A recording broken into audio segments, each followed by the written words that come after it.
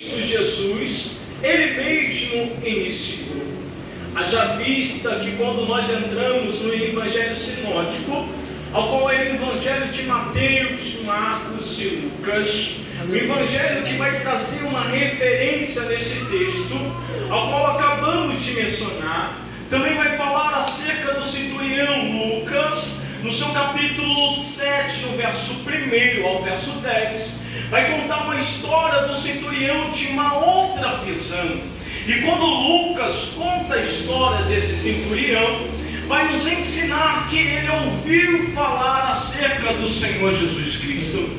E quando nós ouvimos falar acerca do Senhor Jesus Cristo, algo é despertado dentro de nós. E como isso é despertado, é como o pastor pronunciou aqui no início, é através da fé. E como a fé é despertada, a fé ela vem pelo ouvir a palavra de Deus. Quando nós ouvimos a palavra de Deus, algo é despertado dentro de nós. Mas quando nós entramos no Evangelho, nós iniciamos a história que é narrada desde o início. E que é falado desde o início? A história do Senhor Jesus Cristo. Mateus vai trazendo a genealogia e quando vai contar como aconteceu o nascimento do Senhor Jesus Cristo, a Bíblia vai dizer de uma mulher virgem chamada Maria, que ela estava prometida em casamento ao homem chamado José, da descendência de Davi. O Senhor escolheu Maria. Após escolher Maria, Ele vai trazer agora pelo Espírito Santo para Maria gerar o Senhor Jesus Cristo. Assim Maria vai gerar, ainda sendo virgem, pois ainda ela estava prometida em casamento. Maria gerou pelo Espírito Santo de Deus. Após essa história ser narrada, a história vai contar que no meio da gestação de Maria vai acontecer uma perseguição. Após essa perseguição, Maria vai ter que ir com José a outra cidade. E quando Maria ia para outra cidade, a palavra se confirmava. O que eu quero dizer? Aquilo que os profetas profetizaram estava se cumprindo quando Maria estava na caminhada. Maria desceu para o Egito, palavra se cumpriu. E depois José vai dizer: vamos voltar agora para o nosso lar. Assim o anjo vai trazer uma visão a José. E José vai ter uma visão do Senhor. E ele vai escolher ir para a cidade de Nazaré. Mas uma vez a palavra se cumpre: eu chamarei o meu filho o Nazaré. A palavra se cumpriu. E quando Jesus vai começar a crescer em Nazaré, vai aparecer na Bíblia aproximadamente ou exatamente 12 anos de idade. Vai aparecer ele no templo ensinando os mestres. Quando Jesus apareceu no templo como uma criança ensinando o mestre, após esse cenário ele vai se ausentar. E quando ele se ausentou, ele vai aparecer novamente aonde? No batismo de João Batista. Aleluia. Porque João Batista foi escolhido por Deus. E quando a palavra é mencionada, a vida de João Batista é mencionada em Isaías, no seu capítulo 40, no seu verso 3. Há uma voz do que clama no deserto: preparais o caminho para o Senhor e endireitais a vereda. A palavra se confirma e a palavra se cumpriu na vida agora de João Batista. Uma coisa linda é a vida de João Batista, porque ele nasceu num milagre. A sua mãe já estava de idade avançada, o seu pai estava de idade avançada. Mas quando a palavra, a promessa está na nossa vida, não é o tempo, não é a limitação do homem que vai paralisar para a palavra se cumprir. Eu não sei se você está entendendo, mas se Deus te prometeu, a limitação da vida não te para, a tempestade não te para, a frustração não pode paralisar a promessa de Deus na sua vida. Zacarias e Isabel estão de idade avançada. O cenário na vida de Zacarias vai mudar, porque ele vai ser escolhido. E para ser escolhido deveria jogar sorte. E quando a sorte cai em Zacarias, ele vai dizer: finalmente a minha vez chegou. E qual era a vez de Zacarias? O que ele estava esperando? Ele estava esperando para servir no templo do Senhor. E quando Zacarias vai servir ao Senhor, ele vai pegar um incenso. E quando isso que ele balança o incenso, a fumaça vai cobrindo todo o ambiente. O que é isso? Quando ele está em oração, no mundo espiritual, a oração dele está preenchendo todo o ambiente. E quando a oração preenche todo o ambiente, nós já não aparecemos mais. Agora é só a oração que está chegando diante do Pai. E quando a oração chegou no trono de Deus, o Pai vai dizer agora: Gabriel, leva a mensagem para Zacarias e diz para ele que a promessa que eu tenho na vida dele vai se cumprir. A esposa dele, que era estéril, vai começar a gerar. E quando falamos de gerar, lembramos de Sara. Era uma mulher estéril, estava de idade avançada, mas o Senhor tinha uma promessa na vida dela. Às vezes vai ser assim na sua vida. O Senhor vai permitir você ficar por um tempo, não está gerando, mas tudo é promessa de Deus. A provação te amadurece. A provação vai te levar no amadurecimento espiritual para você viver o extraordinário. Deus falou: Sara, você vai gerar, mas não no seu tempo, mas no meu tempo. Mas Senhor, eu já estou de idade avançada, o meu tempo já não tem mais jeito. No meu tempo, Senhor, é impossível acontecer. Mas Deus está dizendo que é impossível para o homem, é possível para mim. O que é impossível na sua vida é possível para Deus. O que não tem mais jeito, Deus faz ter jeito. Muitas das vezes você pode ter chegado aqui como aquele centurião, buscando para alguém que está na tua casa. E Deus está dizendo: é uma palavra que você precisa, eu libero na tua vida. Seja conforme a sua fé. E aquele homem vai dizer: Senhor, é isso mesmo que eu precisava ouvir. A cura do meu servo. Agora eu volto para minha casa. E quando ele volta para casa, ele vai ver o servo de pé. Ele vai ver o servo curado. Porque a palavra cura, a palavra liberta, a palavra transforma. E quem é a palavra? É Jesus Cristo. No princípio ele é Deus. Amando que a batalha. A palavra vai dizer, João capítulo 1 verso 1: no princípio era o verbo estava com Deus e o verbo era Deus. Ele é a palavra. Jesus é a palavra. E ele se manifestou no meio de vós, cheio de graça e cheio de verdade. A palavra chega no ambiente e ela vai mudar. É como foi falado: a mulher do fluxo de sangue, 12 anos naquela enfermidade, mas ela ouviu falar acerca do Senhor Jesus Cristo. A fé foi despertada. Agora ela vai dizer: a minha esperança é na palavra. Eu saio de casa para ir no foco da palavra. Eu vou alcançar a palavra. Somente eu tocar na palavra e eu serei curado. Eu toco na orla, porque a palavra vai dizer que orla tem o seu significado. E qual o significado? Obediência ao mandamento. A minha força vem do Senhor. É ela dizendo: Senhor, eu obedeço o mandamento e digo que a minha força não vem da terra, mas está vindo do céu. A sua força vem do céu. Eu vou pregar nessa noite, igreja, porque Jesus se faz presente através da palavra. Ele disse: eu vou ao Pai, mas não vos deixarei órfão. Eu enviarei outro Consolador. Vós não estarás seguro, vós não estarás sozinho, mas estarás comigo. O Espírito Santo, ele transforma o ambiente.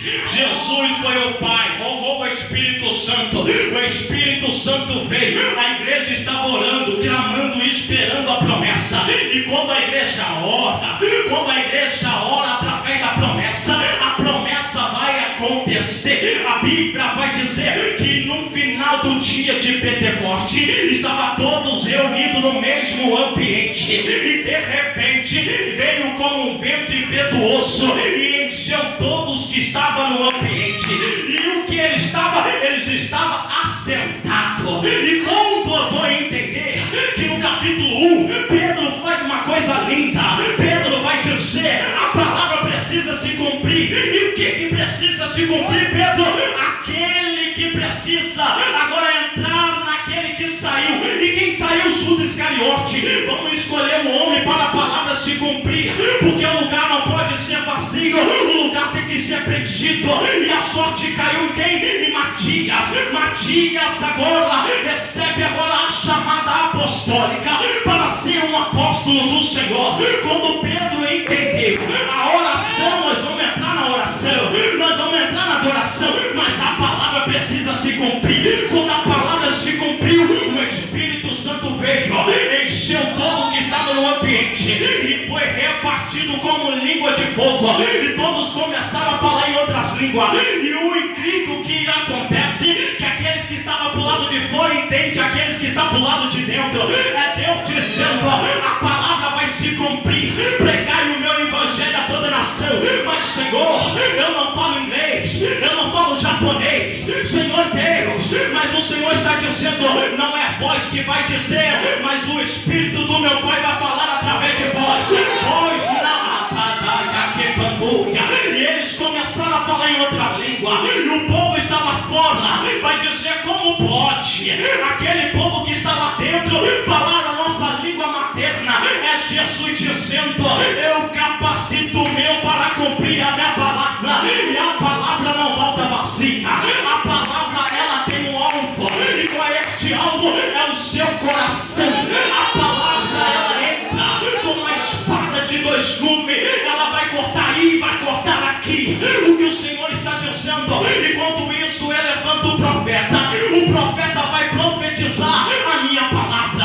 Eu trago novamente na palavra, Ezequiel, te pega um espírito, te leva num vale de ossos secos. Ezequiel profetiza, Ezequiel, pode esses ossos secos tornar ter vida?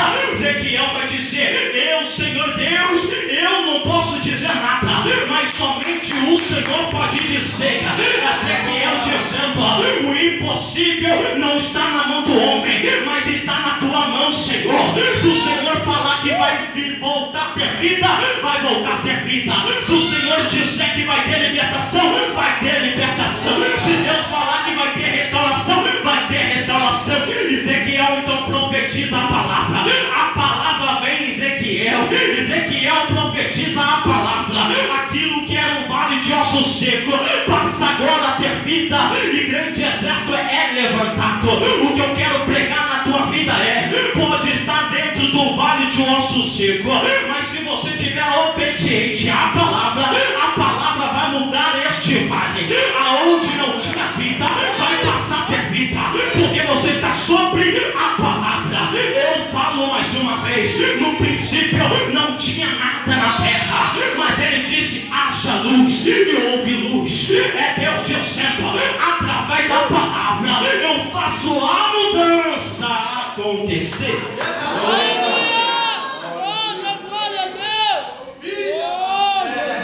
A palavra vem a João Batista onde não deu certo. Então deserto é onde que Deus também fala. Deserto é onde que Deus também guia o povo. Observando não é o ambiente, é quem está dentro do ambiente. Deus vai dizer, eu arranco o meu povo do Egito, faço ele andar pelo deserto. Eles andam no deserto, mas eu não deixo eles sozinhos, porque eu vou guiar o meu povo. Enquanto isso que Deus guia o povo, Moisés vai profetizar a palavra. Senhor, não permita, Senhor, se a sua presença não for conosco, nós não saímos daqui. Agora Moisés está nos ensinando, após a movimentação acontecer, não é nós que temos que ir primeiro, mas nós dizer, Senhor, vai na frente da batalha. Josafá vai entender, enquanto isso que eu me humilho, enquanto isso que eu entro no jejum, enquanto isso que eu entro na consagração, buscando o socorro de Deus, Deus vai dizer, eu vejo o meu servo na humilhação, eu vejo o meu servo na adoração. O adversário tentou oprimir, mas olha o que eu vou fazer, eu vou na frente da batalha. Por isso isso, avisa o meu servo Josafá que nessa peleja não tereis que pelejar, mas eu pelejarei por vós. Aguardais e ver o livramento do Senhor. Deixa eu profetizar, não sei se você está entendendo. Tem peleja que o Senhor vai permitir ela chegar, mas o Senhor vai na frente guerrear por você. É Deus dizendo: nessa peleja não tereis que pelejar, mas o que eu tenho que fazer, Senhor? Entra na adoração, entra na oração, fecha a porta do teu quarto, fala que o Pai que está no secreto, porque Ele vai te recompensar publicamente. Enquanto isso que você entra no secreto, o Pai está te ouvindo, está revelando o segredo, e Ele está dizendo: você não está sozinho, porque eu te chamei, eu te escolhi. Davi, muitos estão olhando para você, está vendo apenas um menino, mas eu derramo óleo de unção sobre a tua cabeça, e eu te escolhi para governar. Aquele agora que não entendia o teu processo, não entendia o seu chamado, vai ter que ver você, um menino, guerreando grandes batalhas, mas a presença estará com você. Davi, não tema o gigante, porque o gigante é um incircunciso. O gigante não tem aliança com aquele que é grandão da Galileia. O gigante não tem a compreensão que você tem. E qual é a compreensão que Davi tem? A compreensão da palavra. Por isso Davi, ele não teme a substância, ele não teme agora aquilo que está no momento. A tempestade pode estar no momento, pode até mesmo parecer que não tem jeito. Davi no Salmos 23 vai dizer: o Senhor é meu pastor e nada me faltará. Mas no original está escrito: o Senhor é meu pastor e de nada eu tenho falta.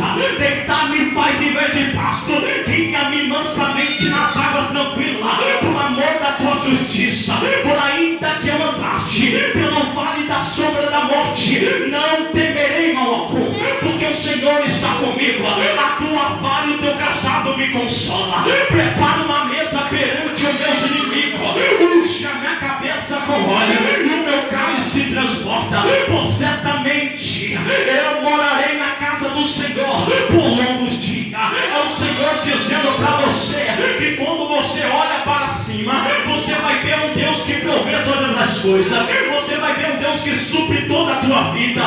Não há necessário mais de nada. Jó vai dizer: Senhor, eu perdi os bens, eu perdi a minha família, eu perdi os meus gados, o meu servo foi morto, mas Senhor, eu não perdi uma coisa que eu não posso perder. O que é, Jó?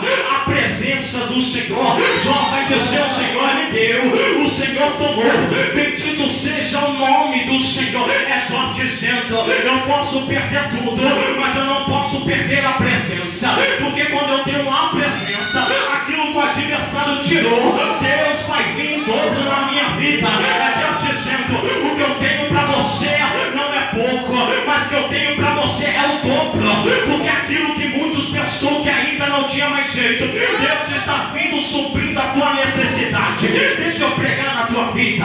Uma viúva de Sarapta vai nos ensinar que um pouco o Senhor trabalha, é um pouco de azeite, um pouco de farinha. O profeta chega na casa dela e disse: vai primeiro para mim um pouco, e depois vai para ti e para o teu filho. É o profeta dizendo: na tua casa não vai faltar mais, na tua casa não vai acabar a farinha, na tua casa não vai acabar o azeite. O que é a farinha? É a palavra do Senhor. O que é o azeite? É a presença de Deus. Na tua casa não vai parar a farinha, parar de ser multiplicada. O que é isso? A palavra vai continuar jorrando na tua vida. Na sua casa não vai voltar. Não vai voltar o quê? A presença de Deus. Quem pode adorar aqui?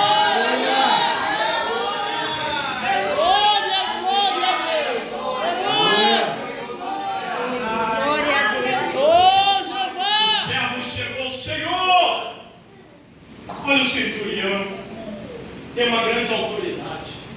O centurião comanda 100 homens, tem uma grande autoridade. Ele vai chegar agora diante de uma autoridade maior. E quando chega diante de uma autoridade maior, ele tem que se humilhar e fazer um papel de servo para servir a maior autoridade. Quando o centurião chegou perto do Senhor Jesus Cristo, ele vai dizer agora o seguinte: Senhor, o meu servo está na minha casa e ele está enfermo, Senhor. Eu só preciso de uma palavra e o meu servo será curado. Haja vista que quando o Senhor Jesus Cristo ouve ele falando, o Senhor diz: eu vou lá curar. E ele vai reconhecer quem ele é diante do Todo-Poderoso. Jesus é santo, Jesus ele é puro, Jesus ele é o Cordeiro sem mácula, sem mancha. E quando o centurião chega perto do Senhor Jesus Cristo, ele vai dizer: eu não sou digno, Senhor, do Senhor entrar na minha casa, debaixo do meu teto. Libera uma palavra, Senhor, eu voltarei feliz para a minha casa. O Senhor Jesus Cristo se maravilhou. O Senhor vai falar o seguinte: eu passei por Israel, mas eu não achei fé igual a fé deste homem. É Deus dizendo e confirmando a palavra. Ele veio para os seus, mas os seus não receberam. Assim cumpre a palavra. O Senhor Jesus Cristo está nos ensinando: para algo ser mudado na nossa vida, é necessário nós exercer a fé na palavra. Quando você crer, o cenário vai mudar, irmão. Quando você depositar a tua fé em Cristo Jesus, o cenário vai começar completamente a ser mudado. Aquilo que era impossível, uma enfermidade que não pode ser curada na visão do homem, mas para Jesus, médico dos médicos, porque ele mesmo vai dizer: eu sou Jeová, Rapá, o Deus que cura. Então no meio do povo não pode haver enfermidade, mas neste mundo a palavra se cumpre. Nós teremos aflição, mas ele disse: tenha bom ânimo. E quando ele fala para nós ter bom ânimo, porque ele venceu. Quando Jesus venceu na cruz do Calvário, ele venceu por nós, irmão. Então através de Cristo Jesus nós somos vencedores, porque quando Jesus Cristo estava na cruz do Calvário, ele levou toda a nossa enfermidade, ele levou todas as nossas dores, ele levou todos os nossos pecados. Assim nós recebemos o perdão, assim nós recebemos a reconciliação. E quando agora o Senhor entrega o teu Espírito ao Pai, o véu vai ser rasgado. Quando o véu ainda não era rasgado, somente o sumo sacerdote poderia entrar no lugar santo do santo. O véu se rasgou. É Jesus dizendo: mulher samaritana, lembra quando eu falei para ti que é chegada a hora que nem no monte nem no templo, mas sim quem adora em espírito e em verdade? O véu se rasgou. Agora não é lugar, irmão. Agora importa que você adora em espírito e verdade. Se tiver em espírito, se tiver em verdade na presença, o Senhor vai ouvir a tua adoração. Está conseguindo me entender? É necessário nós exercer uma coisa: a fé. E como o pastor falou aqui, a fé, ela não é pela vista, porque a fé não é algo que nós vamos ver e vamos pegar, mas é algo que nós não podemos ver, mas nós temos a esperança que vai acontecer. Centurião, ele creu, ele não precisou ver milagre para crer, ele somente ouviu a palavra. E quando ele ouviu a palavra, ele ouviu acerca do ministério de Jesus Cristo. Então ele ouviu que Jesus curava, que Jesus também libertava. Libertava quem? Isaías 61, os oprimidos. Aquele que estava escravizado pelo adversário. Jesus veio, libertou ele, colocou uma livre para servir o Senhor. João capítulo 8 vai nos ensinar: conhecereis a verdade vos libertará. Jesus é a verdade. Quando nós conhecemos ao Senhor Jesus Cristo, nós recebemos a verdadeira libertação. libertação. Porque se o Filho verdadeiramente vos libertar, vós sereis livres. Então nós compreendemos que conhecendo o Senhor Jesus Cristo, nós receberemos a verdadeira libertação. Porque Ele é a luz. Se nós queremos andar na luz, nós temos que andar na verdade. Se nós queremos viver o pós, temos que negar nós mesmos. Que nós queremos seguir Jesus, temos que carregar a nossa cruz. E quando nós negamos a nós mesmos, nós andamos agora em espírito. E quem anda em espírito, a Epístola Gálatas vai dizer que jamais farás a concupiscência da carne. Então você já não faz mais a sua vontade, mas você faz a vontade do Criador. Você faz a vontade do Senhor. Você pisa aonde o Senhor falar para você pisar. Você entra aonde o Senhor falar para você entrar. Assim era a vida do apóstolo Paulo. O apóstolo Paulo vai dizer: eu queria ir para um lado, mas o Espírito Santo fez eu ir para o outro lado. Porque os planos do Senhor são maiores do que o nosso. Não é assim que o provérbio diz? Aleluia. O homem tem plano, mas Deus tem propósito. E é o propósito de Deus que prevalece na nossa vida. Aleluia. Por isso que muitas das vezes, se você não entender, você vai ficar frustrado e depois você vai sorrir. O que é isso? É quando você se frustrou e fala: Senhor, pedi de um jeito, mas eu não estou entendendo. O cenário está mudado, não foi da maneira que eu pedi. Aí o Senhor vai cumprir, porque a promessa dele é maior que a nossa. Vai cumprir na sua vida e você vai dar um sorriso. Porque você vai compreender que não é do seu jeito, não é conforme você quer, mas da forma que Ele quer. Quando nós compreendemos isso, nós somos, glorificamos o Senhor. O cenário pode parecer de tempestade, mas Jesus está dentro do barco. E se Jesus está dormindo no meio de uma tempestade, é sinal que a tempestade não pode deixar a turbulência entrar dentro de você. Mas o que acontece? A tempestade está lá fora. O que acontece é que as pessoas querem colocar a tempestade para o lado de dentro. Meu Deus. E se a tempestade entrar, você não vai conseguir dormir. Você não vai conseguir descansar. Porque você vai estar preocupado, ansioso com aquilo que vai ainda acontecer. E o Senhor vai dizer: não ficais ansiosos nem preocupados. E o Senhor Jesus Cristo ensina: quem fica ansioso, quem fica preocupado, são aqueles que estão lá fora e ainda não conheceu quem é Jesus. Porque preocupado e ansioso é cenário de quê? De falta de confiança. Ansiedade, que aquilo que ainda irá acontecer, é sinal que eu estou preocupado e eu não estou colocando no meu lugar de descanso. Porque Ele disse: vinde a mim, todos que estáis cansados e oprimidos, eu vos aliviarei.